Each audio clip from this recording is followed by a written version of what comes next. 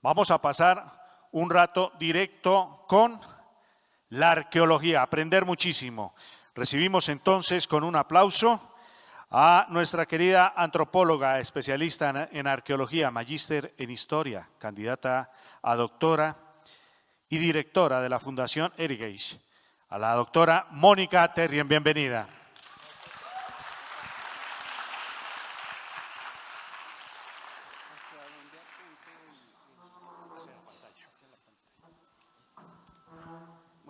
¿Aló? ¿Sí? ¿Ya? Sí, creo que sí. Ya. Buenos días a todos, muchas gracias. Bueno, vamos a empezar rápidamente porque tenemos una agenda un poquito larga y creo que todos tenemos mucho que decir. Queremos compartir con ustedes mucho de lo que hemos trabajado en nuestras vidas y también, no solo para que conozcan, sino también para que se encanten con la arqueología. Aunque les mencionaban esa arqueología de Indiana Jones, bueno, les vamos a mostrar que el trabajo que hacemos puede ser a veces de aventura, pero es bastante más difícil, pero tiene sus gratificaciones porque después podemos contarles muchas historias muy interesantes. Y esa es parte de lo que les voy a narrar esta mañana. Pensemos un poquito, ¿sí? Estamos en la época colonial, todos aquí los que viven en este territorio que es América, tienen por allá un rey que los manda, un rey que les dice cómo deben trabajar, cómo deben vivir, dónde deben vivir, qué deben hacer. Es algo muy lejano, ¿sí? Y en este territorio teníamos, y eso seguramente ustedes sí lo han aprendido en sus clases, pues teníamos estos nativos americanos, muchas culturas, diferentes culturas.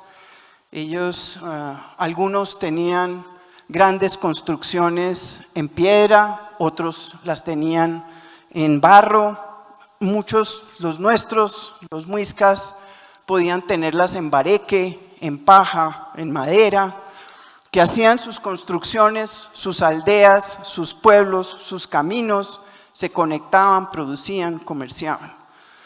Y llegan estos españoles, llega esta conquista, llega este rey y dice: ahora este territorio es mío. Bueno, después viene la independencia, estas grandes batallas de las que Boyacá tiene dos de sus sitios históricos, el puente de Boyacá y el pantano de Vargas, cerca a donde van a estar en el Festival de Paipa, y los invito, y conozcan ahora una pequeña intervención que ya empezaron a hacer en el sitio histórico del pantano de Vargas. Y bueno, ya sacamos al rey, esto ya es en los Estados Unidos de Colombia, la Nueva Granada de Colombia, bueno, tiene distintos nombres, pero hay una preocupación: ¿qué somos? ¿Cómo pensarnos en colombianos? ¿Qué es ser colombianos? Entonces empieza toda una tarea de construir una historia y con esa historia unos objetos, unos monumentos que van a ser parte de esa identidad colombiana. Pero es una identidad colombiana que se busca que toda sea igual. Cuando que ya les mencionaba, antes de esa llegada al territorio, aquí teníamos distintas culturas, distintas formas de vivir, de gobernar, de trabajar, de producir, y pues eso tal vez se quería borrar, ¿sí? Y en eso también se construye ese patrimonio arqueológico. Y ese patrimonio arqueológico se piensa sobre todo, y si lo hablamos siempre estamos pensando en eso que existió antes de la llegada de los españoles. Es la que apoya o ayuda a construir una de las etapas históricas con las que siempre contamos, digamos, nuestro proceso en el tiempo. Lo prehispánico, la colonia, la república y la época moderna o contemporánea. Siempre decimos, repetimos estos grandes periodos. Y siempre lo asociamos hoy en día más con ciertos museos asociamos que eso que tenían anteriormente pues tenía un alto valor simbólico y que todo lo que cuando llegaron los españoles como que todo se desbarató, casi que uno dice bueno, hasta se murieron todos los muiscas o se desaparecieron, no volvimos a saber de ellos. Pero hoy en día estamos ampliando esa perspectiva de la arqueología para hacer una arqueología que no solamente habla de esa construcción de un pasado lejos, lejos, sino esa arqueología que pregunta ¿qué pasó después? ¿Qué pasó después de ese contacto, de esa conquista?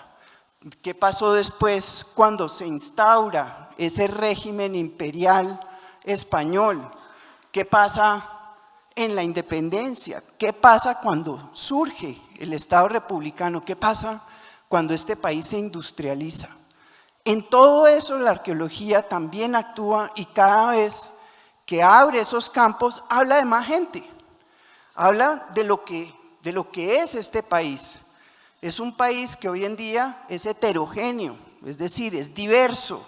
No solamente nos componemos como les enseñaron en alguna época, blancos, negros, indios, en ese patrimonio arqueológico, en ese patrimonio, en esa idea de historia nacional que se mencionaba desde el siglo XIX. Hoy somos muchas cosas, somos muchas identidades en nuestro trabajo, en nuestra familia, cuando nos educamos, cuando producimos, cuando viajamos. Entonces, en eso también es lo que busca, digamos, aportar la arqueología, sobre todo aportar muchas veces desde esas fuentes, desde esa información que no siempre está escrita y que esa información no siempre habla de toda esa diversidad de gente que existe en este país y de la que ha existido y de la que ha vivido anteriormente.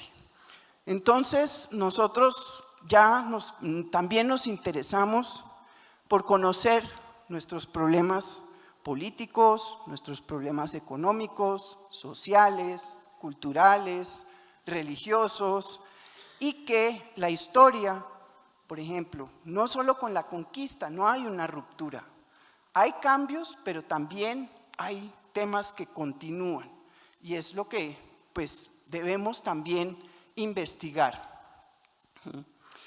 ¿Qué buscamos? O por lo menos, digamos, en estas investigaciones, ¿en qué podemos centrarnos? ¿Qué podemos entender a través de la arqueología?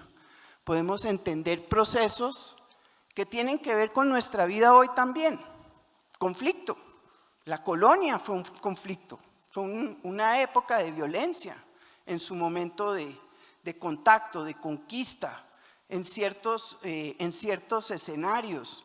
La independencia fue otro momento muy grave de conflicto y pues recientemente todavía vivimos en él. Colonización, esta colonización hacia nuevos territorios, por ejemplo. Siempre hay migraciones nuevas hacia este territorio tan extenso que conocemos como Colombia hoy. Colonos que se van al Putumayo, al Guainía, al Bichada, los colonos del siglo XIX que bajaron por el eje cafetero o que construyeron pues el eje cafetero.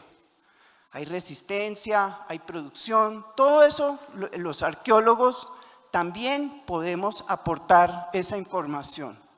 Y hay espacios de contacto. Este es un espacio de contacto.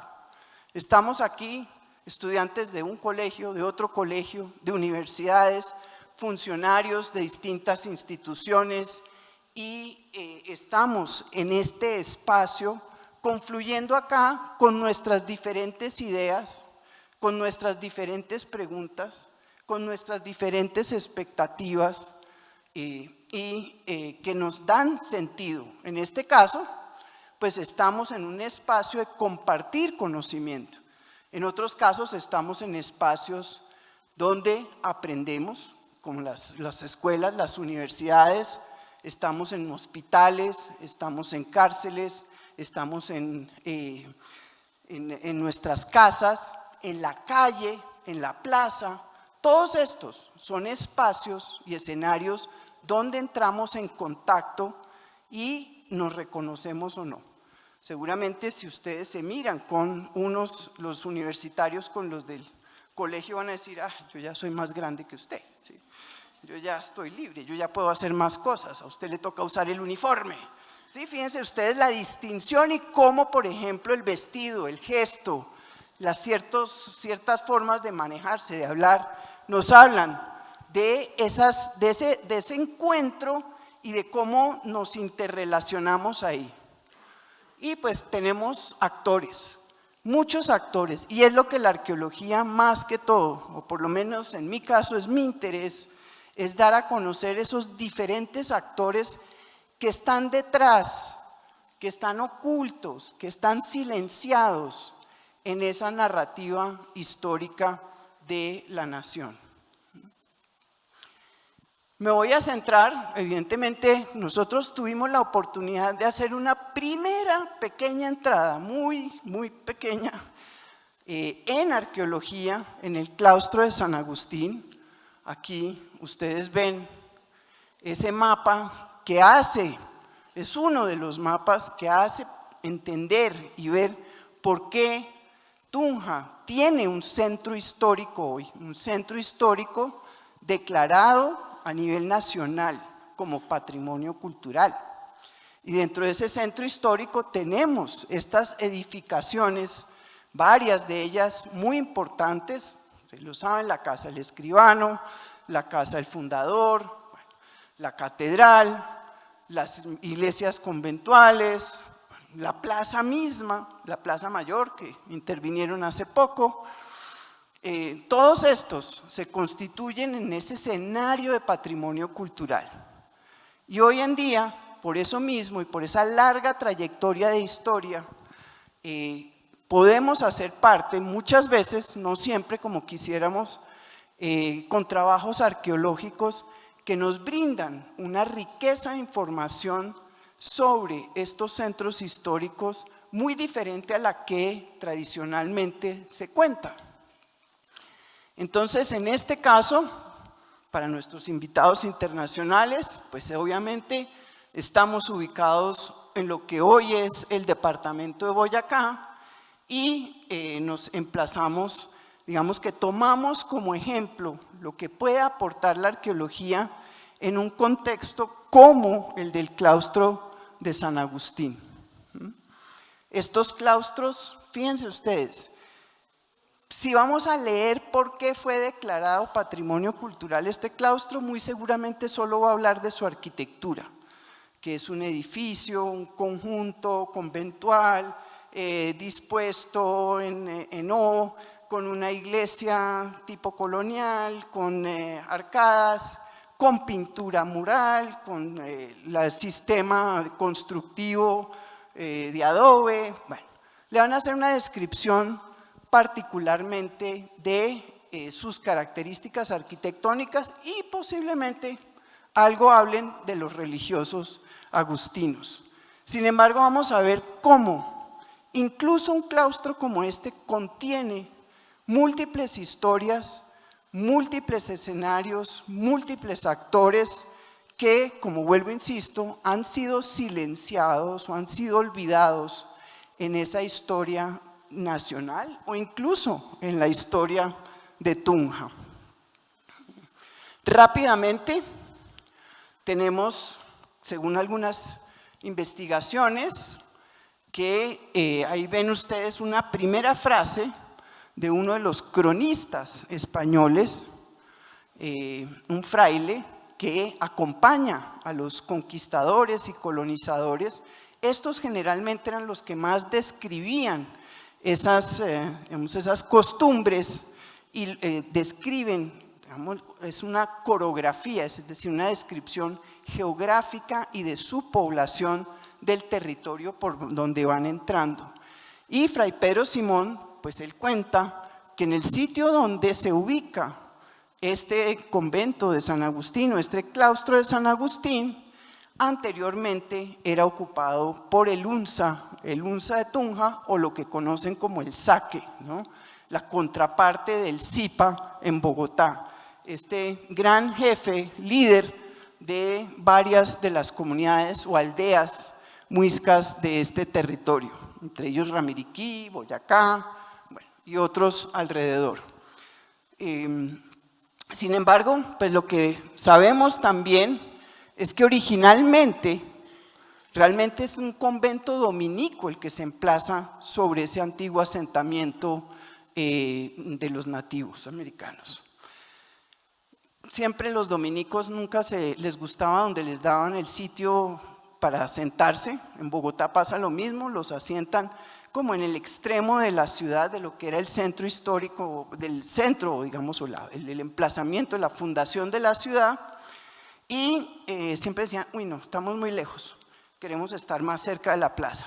Ellos se van cerca de la plaza y a los agustinos siempre les toca ocupar los edificios abandonados por estos anteriores religiosos. En Bogotá son los franciscanos los que están como descontentos y dicen, no, aquí estamos muy lejos, abandonan sus casas también, y a los agustinos en esa ciudad también les toca ocupar sus antiguas casas. Ahí acaban, pues realmente tumban esas casas. Las primeras casas en todas estas primeras ciudades fueron construidas con el saber de los indígenas, con su areque, con su madera, con la paja. Muchas veces se incendiaban, varias veces precisamente por el tipo de materiales que usaban para construir estas casas, y entonces se les ordena, no, tienen que hacer sus edificaciones con buenos materiales, con piedras, con adobes, con ladrillos, con tejas. Generalmente, pues ladrillos eran muy difíciles, crear talleres de producción de ladrillos no era muy común, muy costoso, el tiempo apremiaba y había que construir rápidamente, y pues bueno, se hacen o en tapia pisada. Esas dos, adobe y tapia pisada, introducida por los españoles, y pues hasta hace poco eran realmente el material y el sistema de construcción más preponderante en todo Boyacá, por ejemplo, y en el altiplano cundiboyacense en realidad. Hoy en día estamos viendo cómo se están destruyendo esas casas muy prácticas, muy climáticas, por ladrillo de bloque y teja de zinc, que las hace pues unos hornos o a veces unas neveras no muy adecuadas para vivir. No sabemos mucho qué pasa en el entretanto, se incendian los documentos, pero después, como en todo el país, llega este gobierno republicano y dice, bueno, necesitamos predios, necesitamos solares, necesitamos hacer plata, vamos a sacar a las comunidades religiosas que sean muy poquitas para poder tomar control de esos edificios y generar ahí otras actividades e instalar otras instituciones para construir esta República de Colombia. Y es así como ustedes ven, primero pues lo ocupa el Colegio de Boyacá, es más que todo como una universidad realmente. Después funciona el Hospital San Juan de Dios, muy cortico, fíjense todo lo que está pasando en ese mismo edificio. Cuartel del Ejército, penitenciaría. Después ocurre el gran terremoto, 1967. Aquí una de las grandes preguntas, pregúntenles a sus abuelos o a sus papás si ellos vivieron ese terremoto, cómo fue ese terremoto. Hace poco sentimos temblar y pues fue, por lo menos en Bogotá, no sé cómo estuvo aquí en Tunja, pero estuvo un poco aterrador. Imagínense lo que es un terremoto, ¿no? ¿Cómo es eso? Pregunten qué pasó, cómo quedó la ciudad, qué sintieron. Después, claro, ya queda herido el edificio y queda abandonado. Nadie lo rescata a pesar de su importancia, y solo hasta 1976 y durante 4 años empieza la primera restauración.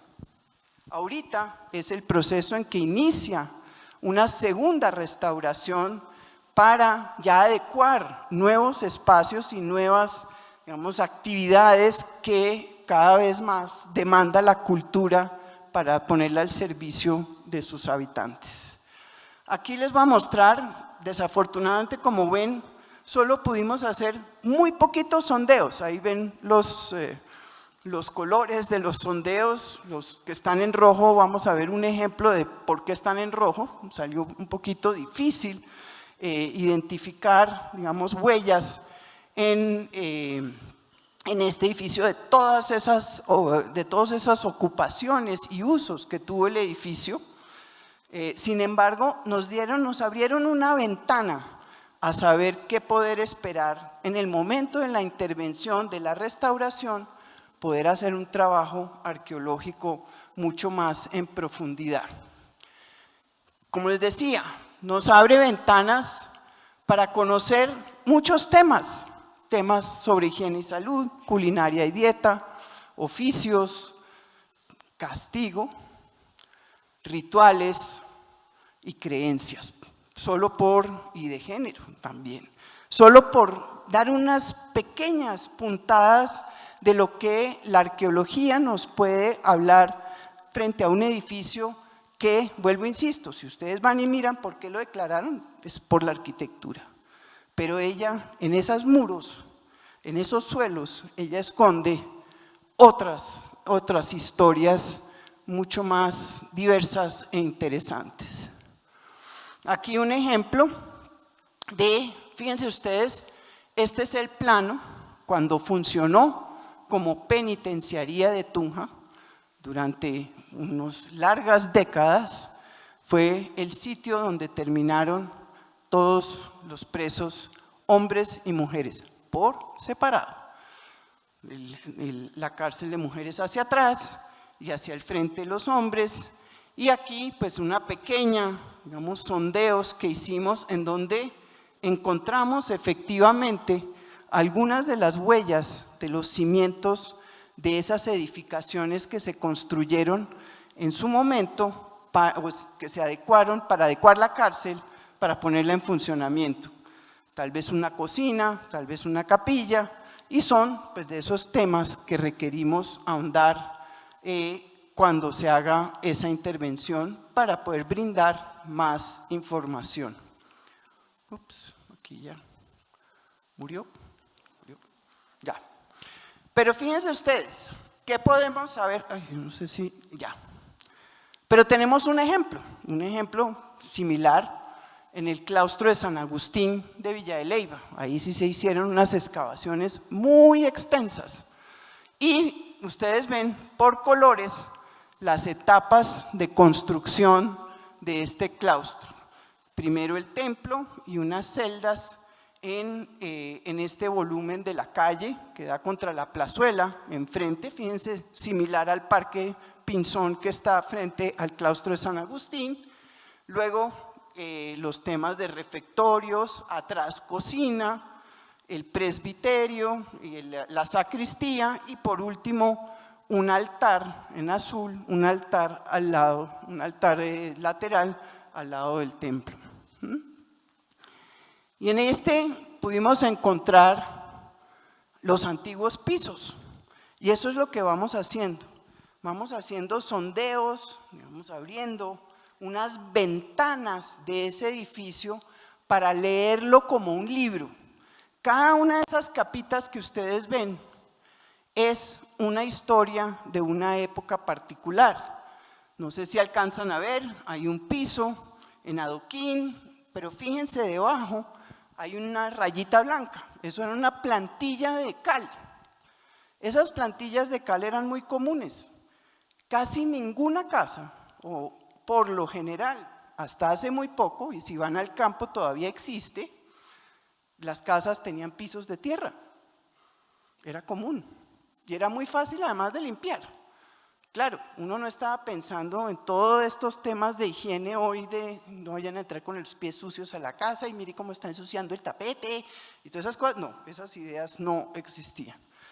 En algunas, más especial, le echaban esta capa de cal, una capa de cal y arena, y sobre esta le ponían un tapete de fique, y esos eran los pisos en algunos de estos sitios. A veces con el tapete de fique o simplemente hoy lo que sería pues un afinado con piso de cemento, pero ese era el afinado antes en esos pisos muy sencillos.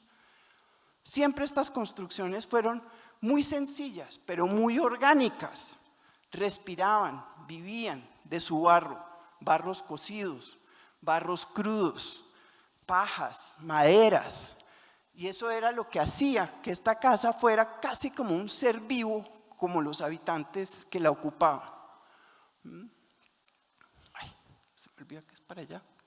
Ya. Y bajando capas, después de esa de adoquín, de arcilla, de cocida, nos encontramos un piso de adobe. Entonces el arquitecto dijo, uy, no, pero ese es el piso más antiguo.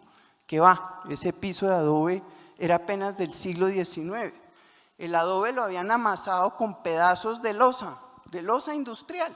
Entonces por eso nosotros sabíamos que esos pisos eran más recientes. Pero en el fondo sí encontramos las huellas de poste.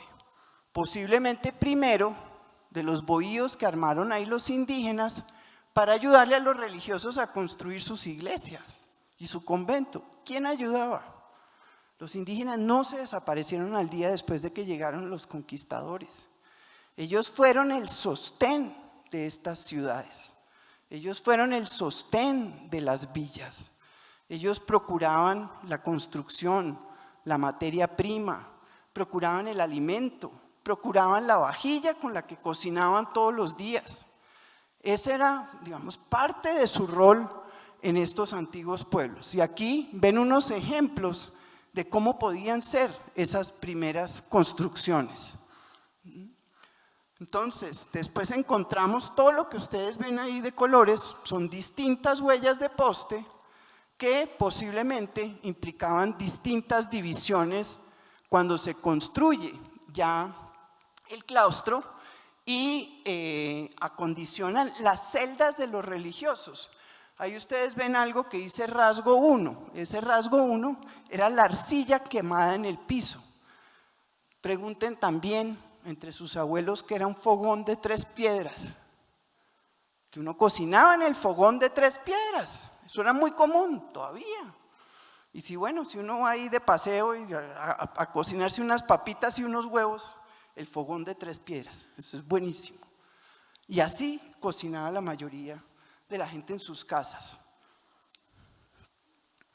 Entonces tenemos esos ejemplos y como les decía, pues a partir de las pequeñas ventanas de información que logramos obtener de este claustro de San Agustín aquí en Tunja, yo voy a hacer una comparación de la información que la arqueología nos puede dar apenas con unos pequeños fragmentos.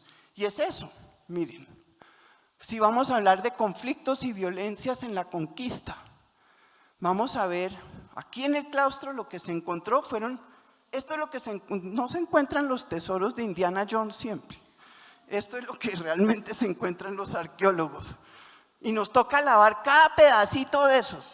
A veces miden 1 centímetro, a veces si uno está muy afortunado le sale la ollita completa, pero generalmente son muchos más los pedacitos. Pero es como un rompecabezas, vamos armando el rompecabezas también de todo lo que extraemos ahí. Y fíjense ustedes cómo lo armamos.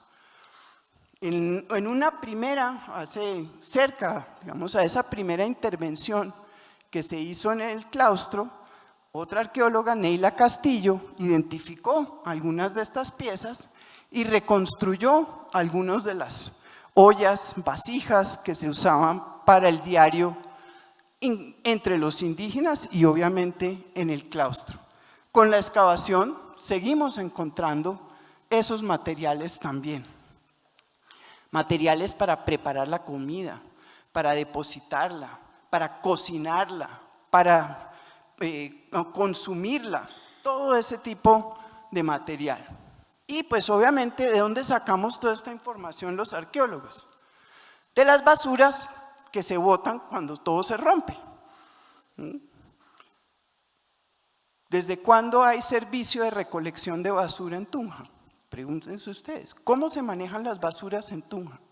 Hoy que estamos hoy en día hablando de cambio climático, de cuidado de la tierra, de reciclaje, ¿cómo se maneja la basura? ¿Cómo se maneja la basura hoy?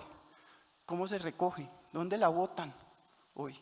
¿Qué perjuicios nos está produciendo hoy toda esa basura de lo que consumimos hoy? En este caso, pues eran muchos materiales orgánicos, cerámica, madera, cestería, piedras, líticos, con los que cortaban, con los que construían. Hoy en día nuestros plásticos y nuestro consumismo pues nos está generando muchos más daños. Entonces, lo que los arqueólogos recogemos es esa basura que se iba acumulando en los patios, en la huerta.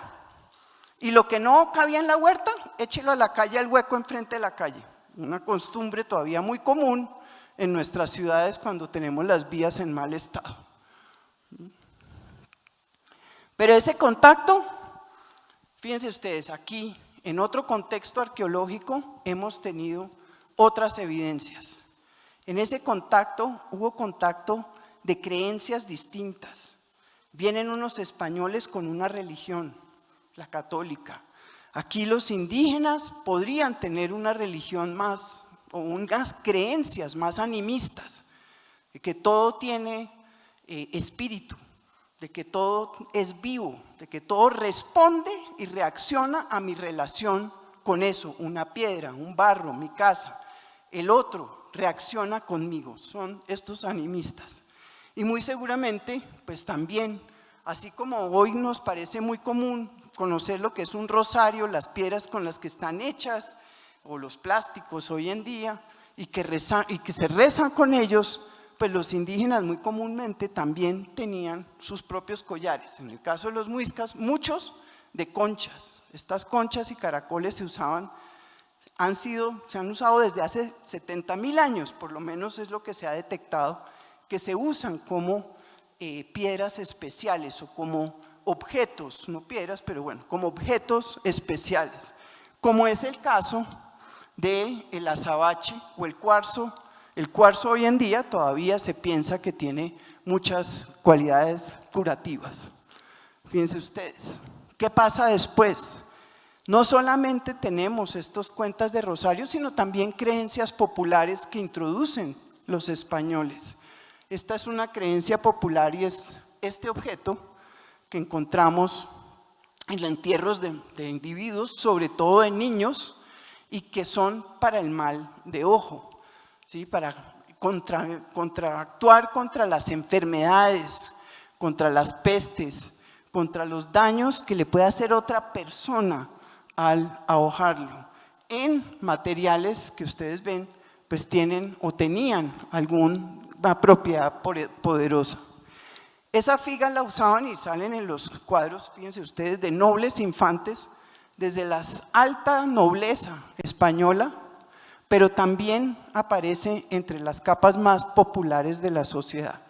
Era digamos, como una medicina popular. Fíjense ustedes que hoy en día un artesano en la isla de Boca Chica, en Cartagena, todavía talla esas figas, e incluso fíjense la combinación de la figa con unas cuentas como las cuentas de rosario. O sea, es una mezcla de creencias ahí, y es hecha en coral negro. El coral negro tiene una fuerza.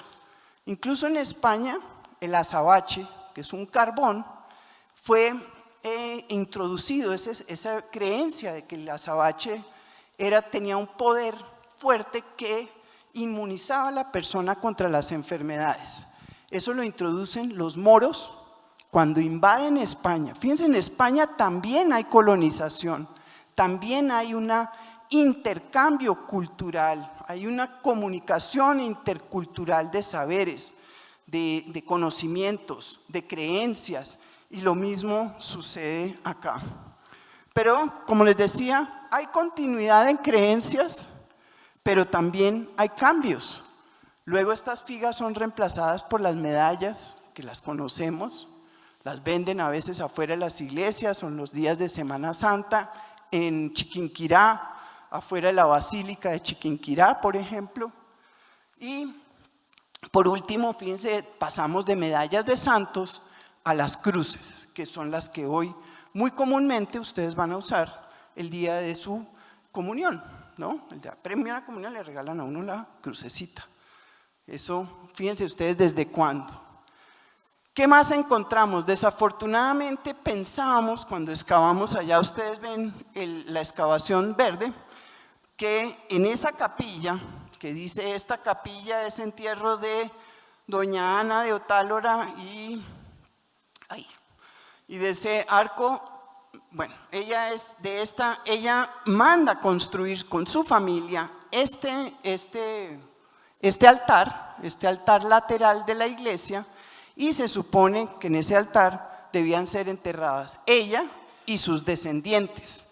Entonces teníamos realmente la esperanza de encontrar entierros ahí, pero lo que encontramos fue una gran remoción del suelo por las actividades de restauración de la casa en 1980. Esto es un tubo de grés agujereado que funciona como una cámara bufa. Eso quiere decir que es para eliminar las humedades que vienen del suelo y que afectan los muros, en este caso del templo. Pero es por lo general, digamos, esto es lo que nos informa y por qué buscábamos ese espacio. En la época colonial, ¿dónde enterraban los muertos? Entre los indígenas enterraban los muertos en sus casas. Los muiscas enterraban los muertos debajo de sus casas o alrededor de sus casas. Cuando los enterraban debajo de sus casas, sobre todo al jefe de esa casa, la abandonaban y hacían una nueva. Y ahí dejaban a este indígena alimentando esa casa. Y él alimentándose de la casa. Recordemos que ellos concebían la casa como un cuerpo orgánico. Llegan los españoles y dicen: no, ustedes ahora tienen que enterrar en las iglesias, porque en el día de la resurrección final todos tienen que estar aquí para estar presentes, para resucitar frente a Dios. ¿Sí? Entonces, pero también había había que pagar, y esos pagos iban entre más cerca al altar, más costoso, entre más cerca a la puerta, más baratico. O sea, si ustedes se paran en la iglesia, la catedral, o en ese templo de San Agustín, a pesar de las intervenciones de la restauración, o en Santa Clara la Real, o en cualquiera, o en la de Santo Domingo, del Rosario, debajo de esos suelos van a haber muchos entierros. Imagínense, 300 años de entierros, enterrando a todos los que se morían ahí. Entonces a veces se mezclaban, se conjuntaban, si había una peste, si había una viruela, pues se morían muchos, entonces casi que prácticamente haga una fosa común. Pero lo más impresionante de eso es quién es el sepulturero. No olvidemos los oficios, el oficio del sepulturero. Siempre hablamos del templo, hablamos de su arquitectura, sus arcos, su pintura mural, pero ¿quién es el sepulturero?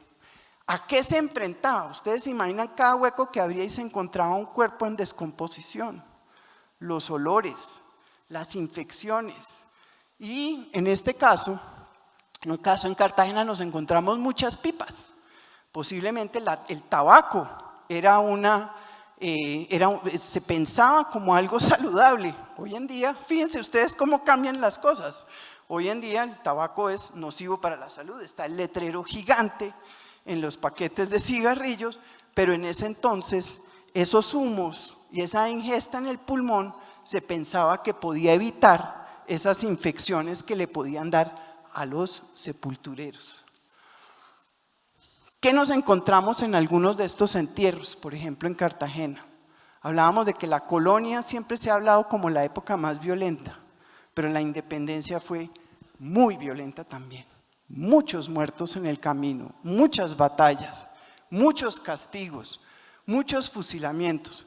Pero además estamos muy acostumbrados a que los héroes de la independencia son hombres. Pero fíjense ustedes, aquí en Cartagena nos encontramos que también hubo mujeres que ni siquiera fueron fusiladas, fueron torturadas. A las mujeres las llevaban a pie, las sentaban frente a las casas de sus amigos, las amarraban a la silla y les daban 200 latigazos. Obviamente, ni siquiera los latigazos 50 ya estaban vivas, seguramente ya estaban desmayadas o a punto de fallecer.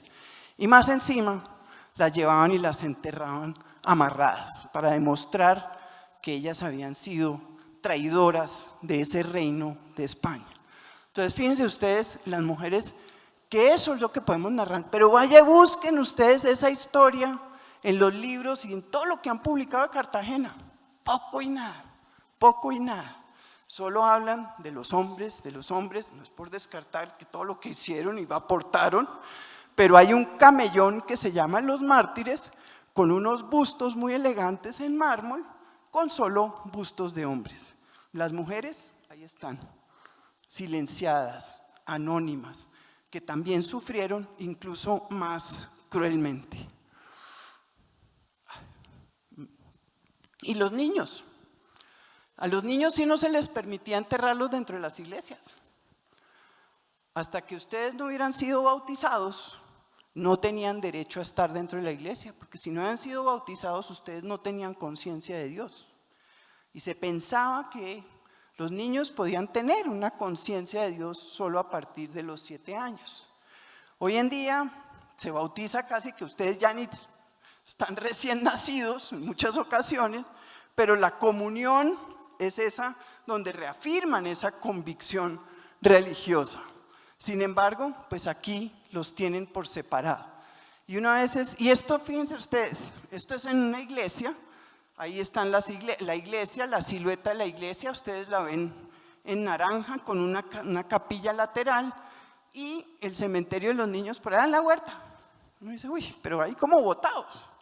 Y efectivamente cuando uno ve esto, además, y miren cómo nos lleva a pensar en la mortandad infantil de antes y después y cuáles son sus causas, pero bueno, aquí tenemos, y uno dice, ay no, pero esos pobres niñitos que los botaron ahí con unos ladrillos, eso parecen como botados, como si fueran una basura. Al contrario, lo que hicieron fue acomodarlos para que ellos tuvieran un mejor sitio, incluso están mejor enterrados que los adultos. Fíjense ustedes, en la base de todos esos ladrillos que sostenían su cuerpo para que no se esparramara, para que no se perdieran los huesos para el día de la resurrección final, le habían acomodado el esqueleto de una tortuga con su caparazón, así como un huequito, como una cuna. Pero además, entre la cultura negra, esos caparazones eran asimilados como instrumentos musicales. Y la música nos acercaba a Dios, o nos acerca a Dios. De ahí que hayan cantos en la celebración de la misa. Entonces, ahí vamos viendo cómo también hay esa transculturación de prácticas, de creencias, pero también de preguntarnos sobre el cuidado de los niños en distintas épocas. Y eso nos lleva pues al tema de higiene y servicios, por qué se están muriendo, cuáles pueden ser las causas de muerte. Muchas tienen que ver con temas de higiene. Fíjense ustedes, estas son algunas redes de aguas servidas que se encontraron en el claustro de San Agustín. ¿De dónde viene el agua de Tunja hoy en día? ¿Tunja ha tenido buena agua toda la vida? Ustedes se han preguntado. Tunja ha tenido enormes problemas de agua. Tunja fue fundada en el sitio menos apropiado para poder tener una ciudad grande y que creciera. Pregúntense ustedes todos estos problemas que nos llama la atención una pequeña excavación sobre nuestro entorno, sobre nuestro contexto. Y es en el caso de Bogotá, digamos aquí, importante porque las ciudades españolas generalmente, cuando eran en estas zonas de las cordilleras, se fundaron o se construyeron sobre laderas, porque necesitaban llevar el agua por gravedad. Hoy en día pues se bombea, toda la industrialización nos ayuda a una forma de surtir y distribuir el agua distinta, pero aquí era simplemente mecánica natural, la gravedad. Y era necesario entonces que bajara esa agua por las calles, que llegara a fuentes públicas. Poco y ninguno tenía las comodidades que tienen ustedes hoy de entrar a un baño y abrir una llave de agua. Eso durante toda la colonia del siglo XIX, eso no fue así. Ustedes viven en un mundo totalmente distinto que lo ha hecho posible la industrialización. Aquí lo que se hacía era que se iba a estas fuentes públicas, se rellenaban estas jarras de agua y se distribuían y se llevaban por todos lados. Otro oficio, los aguadores. ¿Sí? Otro oficio, el fontanero. Eso todavía en los pueblos, en las veredas, en los municipios, el fontanero es Dios. ¿Sí? O sea, si a uno no le llega el agua, váyase, porque ¿qué hace? ¿No? Le toca caminar kilómetros para traerse un baldadito de agua para poder sobrevivir el día. Porque ya las fuentes de agua no están cerca de nuestros sitios de vivienda. Y estos fueron los antiguos acueductos.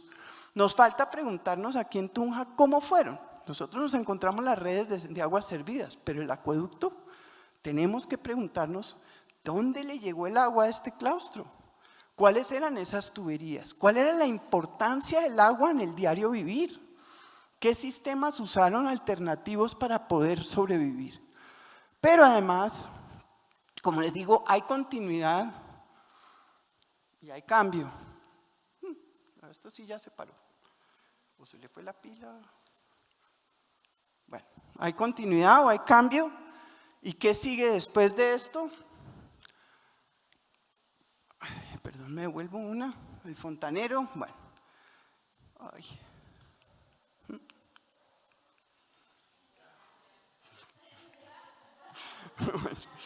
Ya, lo vieron. Otras aguas servidas en Bogotá. Después, fíjense ustedes cómo corrían por las calles. Todas las inmundicias que salían de las casas. ¿Se imaginan cómo olían las ciudades? O sea, ustedes iban y desaguaban sus micas a la calle. Por eso era importante rellenar los huecos, para que por lo menos el agua sucia corriera por la mitad de la vía, si es el caso. ¿Sí? Y después fueron evolucionando, los ríos se fueron canalizando, se crearon puentes y después ya cada vez más el Estado más preocupado, o sea, las alcaldías, los presidentes de la República, pues ya más preocupados por distribuir el agua, porque vivir en una ciudad, mucha gente, y sin agua, un gran problema.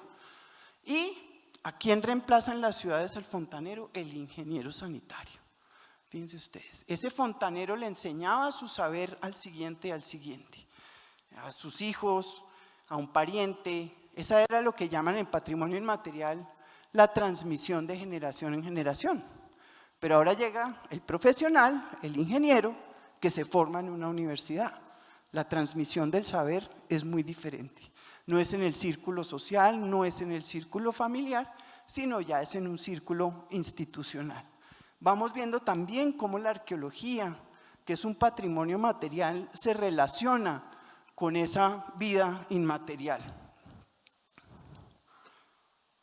Ya me voy a dar por vencida, ya vamos a acabar, creo, si logro.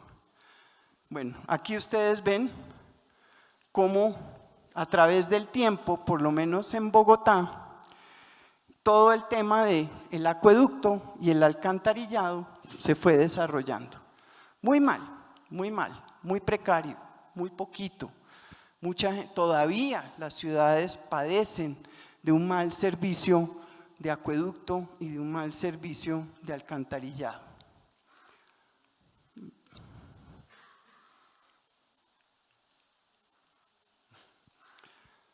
Por último, ¿qué esconden también los muros? Esconden esa otra historia. Cuando se restauró por primera vez el claustro, se ocultó toda su historia de la penitenciaría. Vuelve y juega, porque lo importante era destacar su arquitectura, su arte, su civilización, su logro artístico.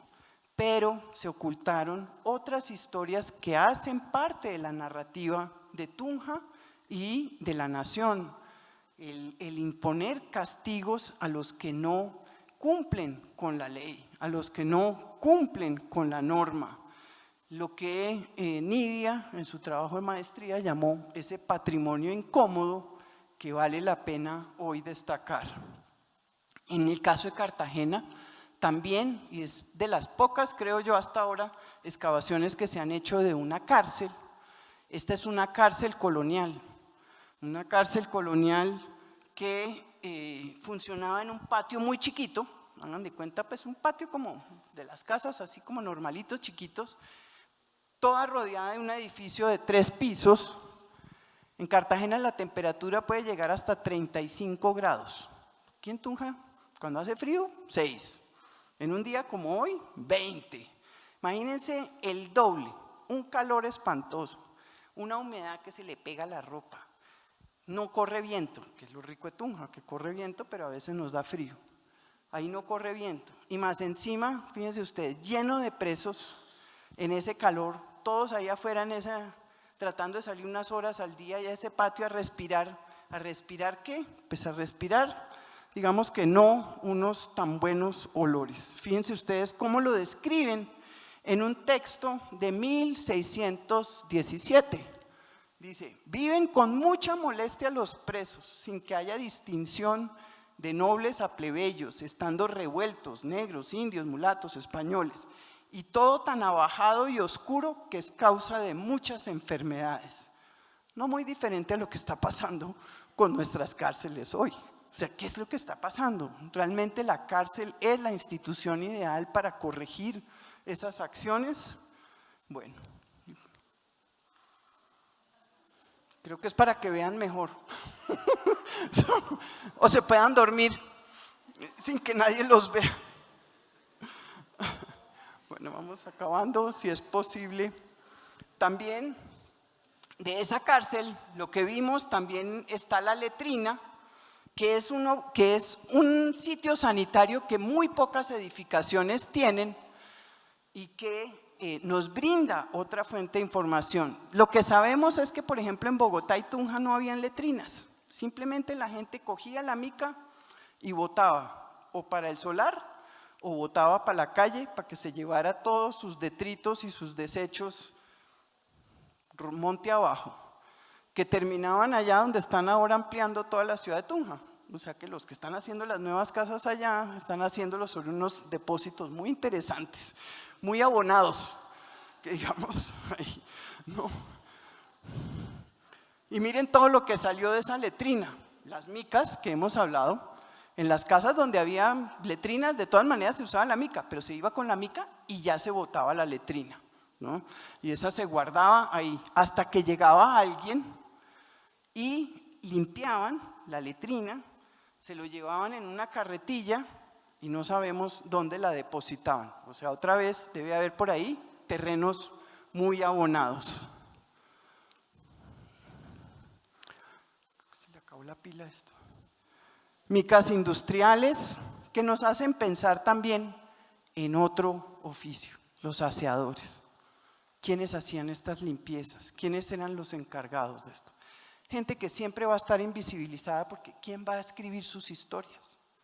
Pero si hay alguien que mantenía un orden en estas casas, en estas instituciones. Esas letrinas, esa manera de manejar los desechos contribuyeron a que se crearan más pestes, más enfermedades, viruelas, cóleras, y se introduce la vacuna. Y ya sabemos con la pandemia lo ideal que son las vacunas para poder detener una muerte masiva de gente. Pero antes de esas vacunas morían muchos jóvenes, mucha gente con debilidades y comorbilidades, como lo llamaban ahora en la pandemia, y que, digamos, estos remedios de los boticarios, de los farmacéutas y hoy en día de los médicos son los que nos ayudan a esta, digamos,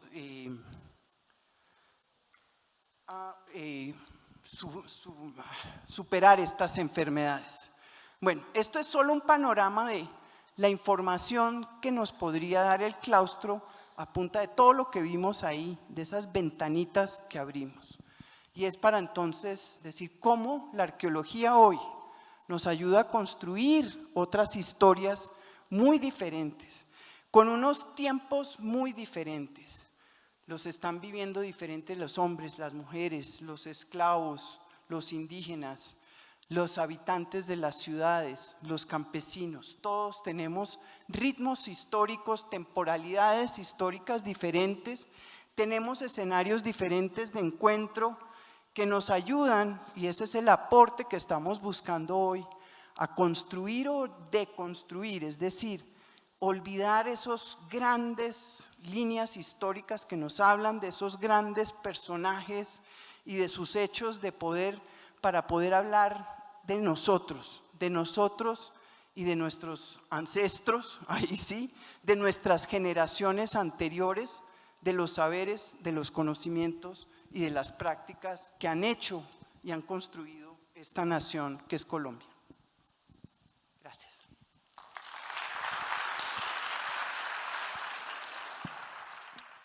A lo largo de pues todos estos años, y se iba perdiendo como tal ese patrimonio. Entonces me interesa saber desde cuándo empezó la humanidad a interesarse a preservar pues todo esto, todo lo de nuestra cultura como tal.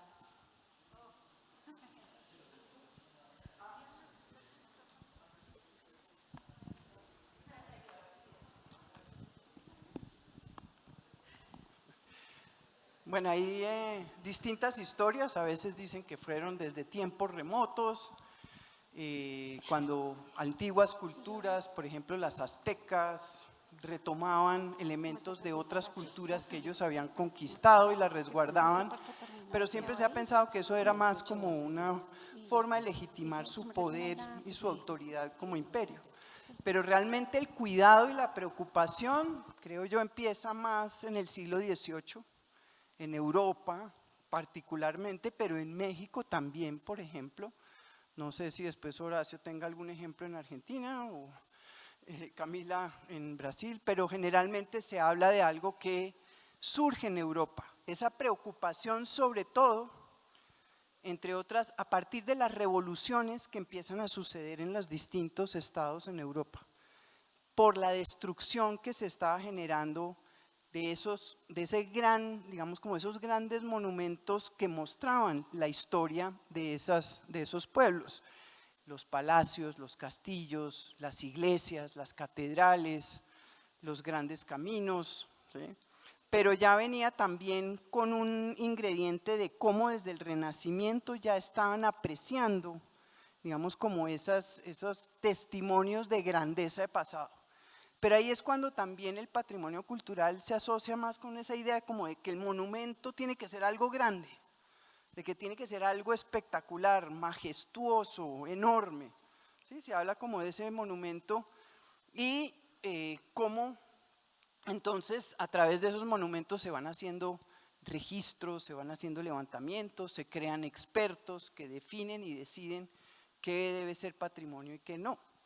Desafortunadamente siempre buscan esos elementos muy majestuosos para construir unas versiones de historia, ¿sí?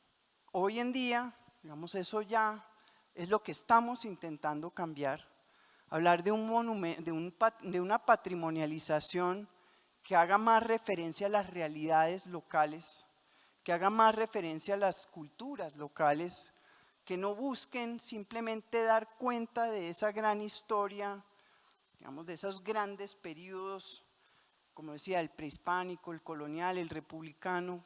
¿Cuándo dejaron de ser esclavos los esclavos? ¿Cuándo pueden decir ellos que ellos tienen un monumento de la independencia o una memoria de la independencia más que monumento? Y ahí es cuando empezamos a hablar también del tema de que a veces la memoria sí necesita estos elementos materiales, pero también la memoria que recuerda puede producir esos elementos materiales y puede producir un patrimonio cultural que lo haga, que lo identifique, que lo represente y que le permita narrar sus propias historias. Entonces, para algunos, como digo, es más desde el siglo XVIII. Yo no sé si, bueno, después algunos otros más comentarán. Sí, señor.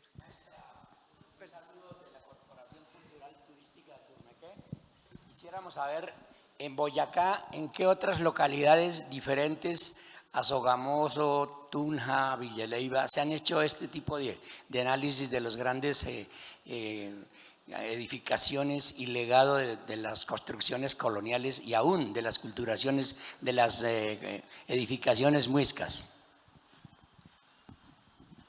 Bueno, como lo contaban antes, realmente en Boyacá ha habido presencia de arqueólogos desde hace décadas. Entre ellos, pues es de recordar a Eliezer Silvacelis, que se recorre todo Boyacá hacia los 30s y 40s, pero también hay otros investigadores que van descubriendo esos testimonios de los muiscas. No necesariamente que estamos acostumbrados a que sean elementos visibles como el observatorio en Villa de Leyva, como el templo de Goranchacha, como la piedra, se me fueron, los mojones, los cojines, los cojines del diablo, perdón, sino que también se ha identificado arte rupestre, que es algo que se nos olvida, que es ese arte tallado en la piedra o que es ese arte pintado en la piedra, y eso prácticamente no hay municipio de Boyacá que no tenga un vestigio arqueológico. Serinza, Monguí, Beteitiva, Tensa, Garagoa, Suachica, Sutamarchán, bueno, en todos lados hoy en día han habido muchas exploraciones arqueológicas. En el tema de edificaciones y ya en centros históricos, por ejemplo en el de Isa, que es otro centro histórico aquí en Boyacá, o aquí en Tunja, realmente poco. No todos los, digamos, proyectos que se proponen para intervenir estos espacios tienen en cuenta la arqueología. Y cuando se va a intervenir se encuentran con la sorpresa de que hay hallazgos arqueológicos. Por ejemplo, si van a intervenir templos, que es lo que más se restaura, por ejemplo como el de Turmequé, que si llegan a abrir y raspar un poco la tierra, ahí se van a encontrar todos los esqueletos, y eso pues produce mucho malestar, porque entonces hay que parar la obra, hay que contratar arqueólogo, eso lleva plata, porque no han previsto, digamos, no reconocen que hay todos estos vestigios que están bajo el suelo y que nos cuentan todas esas historias. Sí hay un gran defecto en Colombia, que los arqueólogos poco publican y que los arqueólogos poco difunden esa información para que, por ejemplo, Boyacá pueda conocer toda su riqueza arqueológica. Eso sí es un gran problema. Vamos a dar, porque al final vamos a tener toda una sesión. Camila o algo. Aquí hay una y luego seguimos, ¿vale? Sí, para sí, que sí, siga sí. el maestro No, Horacio. porque vamos como tarde también. Pues muy buenos días y de verdad muchas gracias por este tipo de espacios que nos invitan, y especialmente acá a los jóvenes que vemos hoy reunidos para poder conocer y en verdad apropiarnos de toda esa cultura y de toda esa historia y de todas esas cosas que hay representadas especialmente acá en Tunja y en el antiguo cercado Muisca que nos compete el día de hoy. Una pregunta muy concreta, y aprovechando ya que están ustedes los arqueólogos y está la UPTC, que hasta donde tengo entendido es la encargada de velar, digamos, por la preservación del patrimonio ligado con la parte muisca, especialmente en el cercado grande de los santuarios del río Farfacá y de todos estos alrededores que actualmente, pues digamos que para la gente, para la gran mayoría son desconocidos. Y nota uno con mucha preocupación que todos estos lugares realmente la atención que se les presta es muy poca, que los ve uno en un tema de descuido, de desconocimiento por parte de las mismas autoridades, de los estudiantes, de las directivas de las universidades. Me daba cuenta con tristeza la semana pasada que hacía un recorrido ahí por el cercado que tienen en la universidad, que hace ya más o menos 5 años, en el 2018, hicieron una gran labor ahí de marcar, de colocar la señalética y elaborar un recorrido muy bonito. Y en este momento va uno y lo ve ahí como un potrero abandonado, de pronto algunos chicos ahí utilizándolo para fumar vicio en el bohío, y pues da tristeza que estas cosas pasen. Entonces, ¿desde dónde la arqueología y desde dónde las instituciones pueden colaborar a que esta problemática tenga una solución. Sí, como pues vuelvo e insisto, creo que es digamos, hay un componente de la arqueología que cada vez es más fuerte, o sea, prácticamente que cada vez estamos dándole mayor peso a algo que se llama arqueología pública más que a la investigación arqueológica, porque seguimos viendo que hay ese problema de deterioro del patrimonio cultural. Y no solamente el arqueológico, o sea, es una tarea del patrimonio cultural, pero igual era algo que yo le estaba comentando a Luis Gonzalo, llevamos décadas los que hemos trabajado en patrimonio por tratar de encantar a la población con su patrimonio. Y se ha logrado en ciertas ciudades, ciertas villas, ciertos pueblos, con ciertos grupos y ciertas comunidades. Y les hemos dicho, miren la importancia de su centro histórico, miren la importancia de su plaza, su calle, de estas edificaciones que guardan todas estas historias. Pero ahora estamos hablando mucho más de la memoria del patrimonio, más lo que podemos narrar, más lo que podemos contar o más lo que podemos construir como historias. Entonces estamos en esa transición en que, primero, muchos de esos monumentos fueron impuestos en las poblaciones. A la gente le decían, un día para otro le decían, esto es monumento nacional. La gente decía, y ustedes lo tienen que cuidar, pero ¿eso qué es? ¿Cómo se come? ¿Por qué?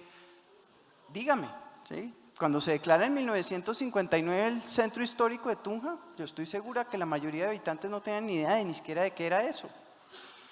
Y solo hasta ahora con el PEMP, con el Plan Especial de Manejo y Protección, con esta renovación de la plaza, con sus peatonales que se están construyendo, están empezando a entender qué es ese centro histórico y poderlo visitar, transitar por él, observar. Pero también lo importante ahí es que si nos sentamos solo en lo físico, pues eso va a morir porque nosotros no tenemos ninguna injerencia. Eso finalmente va a caer en manos de la alcaldía, en manos de la gobernación. Pero lo que sí está en nuestras manos es nosotros cómo vivimos ese patrimonio y cómo lo entendemos. Y es algo que hay que demandar hoy en día de ese patrimonio cultural. Más información, más actores, más visibilidad para que nos lo podamos apropiar. Muy pocas veces en todo este recorrido los jóvenes participaban en esa construcción de patrimonio. Hoy en día ya es más claro que ellos son los protagonistas principales, pero es un público difícil, ¿no? Todos están mirando el celular. Entonces toca ir por redes sociales irles inyectando otra forma de apreciación y otra forma de apropiación que se vuelve un poco, digamos que son retos también. O sea, estamos en una transición en que hay que construir una forma de apropiación que, como vimos, la que venía no era suficiente. Y esa es, digamos, como estos son los retos que tenemos hoy y que son los que ponemos y planteamos a todos hoy.